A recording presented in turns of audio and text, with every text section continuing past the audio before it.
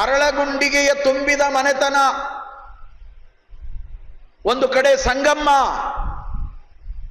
ಹಡೆದ ತಾಯಿ, ಒಂದು ಕಡೆ ಜನ್ಮದಾತನಾಗಿರುವಂತ ಮಲಕಪ್ಪ, ಒಂದು ಕಡೆ ಪಡೆದ ತಾಯಿಯಾಗಿರುವಂತ ಮಡಿಯಮ್ಮ,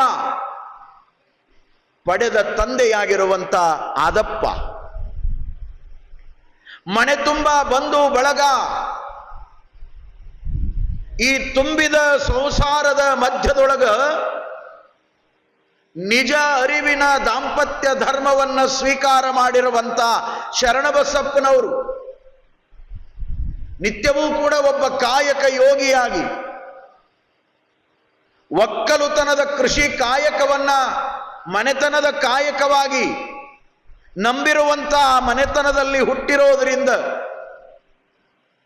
ಬೆಳಗಾಯಿತು ಅಂದ್ರೆ ನಸುಕಿನಲ್ಲಿ ಎದ್ದು ತಮ್ಮ ಲಿಂಗಾರ್ಚನೆಗಾಗಿ ತಾವೇ ಹೂಪತ್ರಿಗಳನ್ನು ತಂದು ಸ್ನಾನ ಮಾಡಿ ಅಪ್ಪ ಬಸವಣ್ಣನವರು ಹೇಳುವಂತೆ ಹೊತ್ತಾರೆ ಎದ್ದು ಅಗ್ಗವಣಿ ಪತ್ರೆಯ ತಂದು ಹೊತ್ತು ಹೋಗದ ಮುನ್ನ ಪೂಜಿಸು ಲಿಂಗವ, ಹೊತ್ತು ಹೋದ ಬಳಿಕ ನಿನ್ನನ್ನಾರು ಬಲ್ಲರು, ಹೊತ್ತು ಹೋಗದ ಮುನ್ನ ಮೃತ್ಯು ಮುಟ್ಟದ ಮುನ್ನ ಪೂಜಿಸು ನಮ್ಮ ಕೂಡಲ ಸಂಗಮ ದೇವನ.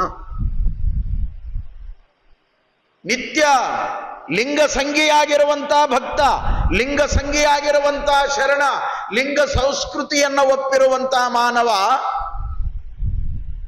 ಈ ಪರಂಪರೆಯನ್ನ ಚಾಚೂ ತಪ್ಪದಂತೆ ಪಾಲಿಸಬೇಕು. ಎಷ್ಟು ಚಂದ ಹೇಳ್ತಾರೆ ಅಪ್ಪ ಅವರು, ಹೊತ್ತಾರೆ ಎದ್ದು. ಇದು ಆರೋಗ್ಯ ಸೂತ್ರವೂ ಕೂಡ.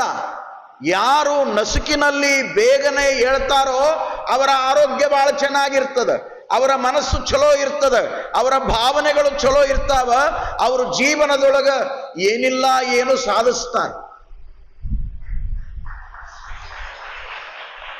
ಆ ಹೊತ್ತಾರೆ ಹೇಳುವಂತ ಆ ಬೆಳಗಿನ ಜಾವ ಅದಕ್ಕೆ ದೇವ ಸಮಯ ಅಂತ ಕರೆದಾರ ಧರ್ಮಶಾಸ್ತ್ರದೊಳಗೆ, ಅದಕ್ಕೆ ಬ್ರಾಹ್ಮಿ ಮುಹೂರ್ತ ಅಂತ ಕರೆದಾರ. ಹೇಳಬೇಕು ಮನುಷ್ಯ, ಬೇಗನೆ ಏಳು ಬೇಗನೆ ಮಲಗು. ನಾವು LKG UKG 1ನೇ ಕ್ಲಾಸು ಪ್ರೈಮರಿ ಓದುವಾಗ ಇದನ್ನು ಬರೆಸಿದ್ರೆ ನಮ್ಮ ಟೀಚರ್ಗಳು ಬರ್ಕೋತನ ನಾವು ನೀವು ಬೆಳೆದವರದಿ, ಬೇಗನೆ ಏಳು ಬೇಗನೆ ಮಲಗು. ಇದು ನಿಮಗೆ ಅಟ್ಟ ಗೊತ್ತದ, ಈಗಿನ ಮಂದಿಗೆ ಗೊತ್ತಿಲ್ಲ. ಬಹಳ ವೇಳೆಯಾಗಿ ಮಲಗು ವೇಳೆಯಾಗಿ ಏಳು. ಬೆಳತನ ಮೊಬೈಲ್ ನೋಡು, ಬೆಳಗ್ಗೆ ಮಕ್ಕೋ. ಹಿಂಗಾದಾರಲ್ಲ ಈಗಿನವರೆಲ್ಲ. ಯಾವ ಮಕ್ಕಳಿಗೂ ನೀವು ಹೇಳುವುದನ್ನ ಇವತ್ತು ಕಳ್ಕೊಂಡೇ ಬಿಟ್ಟಿರಿ. ಜಲ್ದಿ ಎಬ್ಬಿಸಿದ್ರೆ ನಿಮ್ಮ ಮೇಲೆ ಸಿಟ್ಟಿಗೆ ಬರ್ತಾರ ಅವರು, ಅವು ಅಂತಾರ. ಈ ಅವು ಅನಿಸ್ಕೊಳ್ಳೋದು ಬೇಡ ಅಂತ ಅವುಗಳು ಗಪ್ಪನ ಇರ್ತಾರೆ, ಒಚ್ಚಿ ಮಲಗಿಸ್ತಾರೆ. ಮತ್ತೆ ಮಕ್ಕೋ ತಮ್ಮ ಬೆಳತನ ನಿದ್ದಿಗಟ್ಟಿದಿ, ಕಸರತ್ತು ಮಾಡಿದಿ, ಮೈಸೂರಾಗಿದ್ದು ಚಾಮುಂಡಿ ಬೆಟ್ಟ ತಂದು ಕಲಬುರಗಿಯಾಗಿ ಇಟ್ಟಿದಿ, ದೊಡ್ಡ ಕಸರತ್ತು ಮಾಡ್ಯಾನ ನಾವು, ಕೈಯಾಗಿ ಹಿಡ್ಕೊಂಡು ಬೆಳತನ ದಬ್ಬೋದ ಮಾಡ್ಯಾನ. ಏನ್ರಿ ವಿಚಾರ ಮಾಡ್ರಿ. ಅದಕ್ಕಾಗಿ ಒಬ್ರು ಒಂದು ಮಾತು ಹೇಳಿದ್ರು, mobile is best servant but bad master. Mobile is best servant. ನೀವು ಏನು ಬಯಸ್ತೀರಿ ಅದನ್ನೆಲ್ಲ ಸರ್ವ್ ಮಾಡ್ತದ ಅದು ಮೊಬೈಲ್. ನೀವು ಗೂಗಲ್ಗೆ ಹೋಗಿಬಿಟ್ರೆ ಸಾಕು, ಜಗತ್ತ ನಿಮ್ಮ ಕೈಯೊಳಗದ, ಎಂತೆಂಥ ಜ್ಞಾನ ಅದ ಅದರೊಳಗೆ. ಆದ್ರೆ ಅದನ್ನು ಬಳಸೋರು ಯಾರು? ಕೆಟ್ಟದ್ದನ್ನು ಬಿಡೋರ ಬಹಳ ಮಂದಿ ಅದಾರ, ಕೆಟ್ಟದ್ದನ್ನು ನೋಡೋರ ಬಹಳ ಮಂದಿ ಅದಾರ, ಕೆಟ್ಟದ್ದನ್ನು ನೋಡಿ ತಲೆ ಕೆಡಿಸ್ಕೊಂಡು ಬದುಕ ಹಾಳು ಮಾಡಿಕೊಂಡುವ ಬಹಳ ಅದಾವ ಈ ಜಗತ್ತಿನೊಳಗೆ. ಅದಕ್ಕೆ ಅದು best servant but bad master. ಬಹಳ ಜನರಿಗೆ ಅದು ಕೆಟ್ಟದ್ದನ್ನ ಕಲಿಸಿಬಿಟ್ಟದ, ಹಂಗ ಬಳಸ್ಕೊಳ್ತಾರೆ ನಮ್ಮ ಜನ. ನಮ್ಮ ಪ್ರವಚನಗಳು ನಿತ್ಯ ಬರ್ತಾವ ಅದ್ರೊಳಗೆ. ನಾವು ರಾಜ್ಯದ ತುಂಬಾ ಮಾಡಿರುವಂತಹ ಪ್ರವಚನಗಳನ್ನ ಯೂಟ್ಯೂಬ್ನಾಗ ಡೌನ್ಲೋಡ್ ಮಾಡ್ತಾರೆ, ನೋಡೋರು ಎಷ್ಟು ಮಂದಿ? ನಮ್ದ್ಯಾಕೆ ನೋಡ್ಯಾರ ಅವರು? ಇದನ್ನು ತಗೊಂಡು ಮಾಡೋದೇನದ? ಯಾವಕ್ಯಾರ ನಾಚ್ ಮಾಡಿದ್ರೆ ಬೆಳತನ ನೋಡ್ತಾರೆ, ಹೌದಲ್ಲ? ಜಗತ್ತು ಜಗತ್ತು ಇವತ್ತು ತಲೆ ಕೆಡಿಸ್ಕೊಂಡು ಹೊಂಟದ. ವಿಚಾರ ಮಾಡ್ಬೇಕು ನಾವು.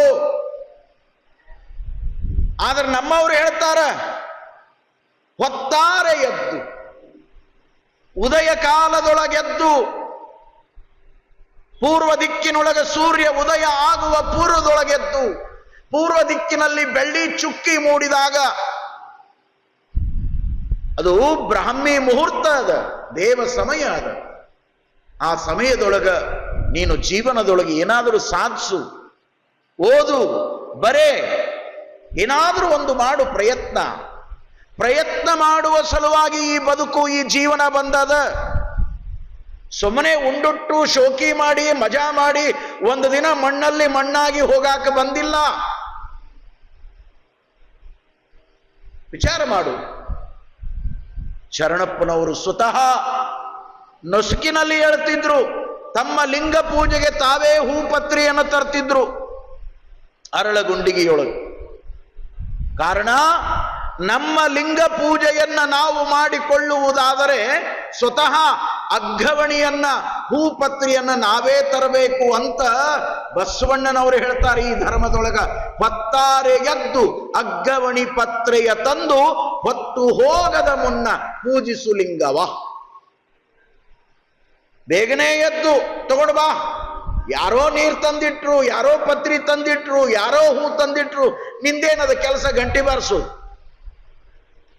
ನಿನ್ನ ದೇವರ ಪೂಜೆಯನ್ನ ನೀನು ಭಕ್ತಿಯಿಂದ ಮಾಡು.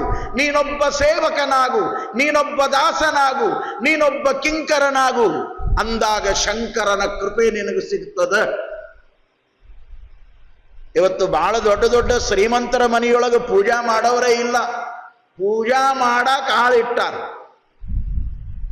ಎಲ್ಲೋಗಿ ತೋಕೋಬೇಕು ಕರ್ಮ. ಮನೆಯಾಗಿದ್ದ ದೇವರು ಪೂಜಾ ಮಾಡಾಕ ದೊಡ್ಡ ದೊಡ್ಡ ದೇಶಗತ್ತಿ ಮನ್ಯಾಗ, ಗೌಡ್ರ ಮನ್ಯಾಗ, ಮಿನಿಸ್ಟರ್ ಮನ್ಯಾಗ, MLA ಗಳ ಮನ್ಯಾಗ, MP ಗಳ ಮನ್ಯಾಗ ಪೂಜಾ ಮಾಡಾಕ ಒಬ್ಬ ಕೂಲಿ ಆಳ. ಅವಂಗ ಸಿಗ್ತದೋ ಪುಣ್ಯ? ಅವಂಗ ಡಬಲ್ ಸಿಗ್ತದ. ದೇವ್ರ ಪೂಜಾ ಮಾಡಿದ ಪುಣ್ಯ ಸಿಗ್ತದ, ತಿಂಗಳಿಗೊಮ್ಮೆ ಸ್ಯಾಲ್ರಿ ಸಿಗ್ತದೆ. ಅವಂಗೆಂತ ಲಾಭ? ಒಟ್ಟ ಮಾಡಲ್ರಿ. ಬಹಳ ಕಡೆ ನೋಡಿ, ನಾನು ನೋಡಿದ್ದ ನಿಮ್ಮ ಮುಂದೆ ಹೇಳ್ತೀನಿ. ಸಾಮಾನ್ಯರು ಭಕ್ತಿಯಿಂದ ಮಾಡ್ತಾರ. ಬಹಳ ಬೆಳೆದು ಸಂಪತ್ತು ಹೆಚ್ಚಾತು, ಕರೋಡೋಪತಿಗಳಾದಂದ್ರ ಮುಗಿತು. ದೇವ್ರ ನೆಪಕ್ಕಿಟ್ಟಾರ, ಅದನ್ನ ಮಾಡೋರ ಬೇರೆ. ಅದಕ್ಕೆ ಅಪ್ಪ ಅವ್ರು ಎಷ್ಟು ಚಂದ ಹೇಳ್ತಾರಂದ್ರ, ತಾನುಂಬ ಊಟವನ್ನು, ತನ್ನ ರತಿ ಸುಖ ಭೋಗವನ್ನು ತಾ ಮಾಡಬೇಕಲ್ಲದೆ ಬೇರೆ ಮತ್ತೊಬ್ಬರ ಕೈಯಲ್ಲಿ ಮಾಡಿಸಬಹುದೇ? ಕೆಮ್ಮನೆ ಉಪಚಾರಕ್ಕೆ ಮಾಡುವರಲ್ಲದೆ ನಿಮ್ಮ ನೆತ್ತಬಲ್ಲರು ಕೂಡಲ ಸಂಗಮ ದೇವ. ಎಂತ ಮಾತನ್ನು ಹೇಳ್ತಾರ್ರಿ. ನನಗೆ ಹಸುವಾಗ್ಯದಂದ್ರೆ ನಾನಾ ಉಣಬೇಕು. ನನ್ನ ಹಸಿವನ್ನ ನಾನೇ ಹಿಂಗಿಸ್ಕೋಬೇಕು. ಅದು ಬಿಟ್ಟು ಬಸಣ್ಣ ನೀನ 3 ಹೊತ್ತು ಉಣ್ಣಂದ್ರ ಬಸಣ್ಣ ಉಣ್ತಾನ ಕರೆ.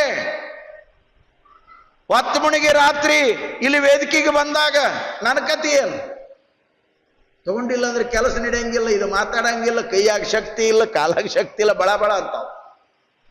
ನಮ್ಮ ಹೊಟ್ಟೆಗೆ ನಾವು ಪ್ರಕೃತಿ ದತ್ತವಾಗಿ ಹೆಂಗ ತಗೋತೀವಲ್ಲ. ಎಷ್ಟು ಸರಳ ಹೇಳಿದ್ರು, ನಿನ್ನ ಹೊಟ್ಟಿಗೆ ನೀ ಹೆಂಗ ಊಟ ಮಾಡ್ತಿ, ನಿನ್ನ ರತಿ ಸುಖ ಭೋಗವನ್ನ ನೀ ಹೆಂಗ ಅನುಭವಿಸ್ತಿ, ಇವೆರಡನ್ನು ಸ್ವತಃ ಮಾಡಬೇಕಾಗ್ತದ. ಇನ್ನೊಬ್ಬರ ಕಡೆಯಿಂದ ಮಾಡ್ಸಾಕ ಬರ್ತದೇನು? ಇಲ್ಲಪ್ಪ ನೀನ ಊಟ ಮಾಡು ಅಂತ ಹೇಳಾಕ ಬರ್ತದೇನು? ರತಿ ಸುಖ ಭೋಗವನ್ನ ನೀನ ಮಾಡು ಅಂತ ಹೇಳಾಕ ಬರ್ತದೇನು?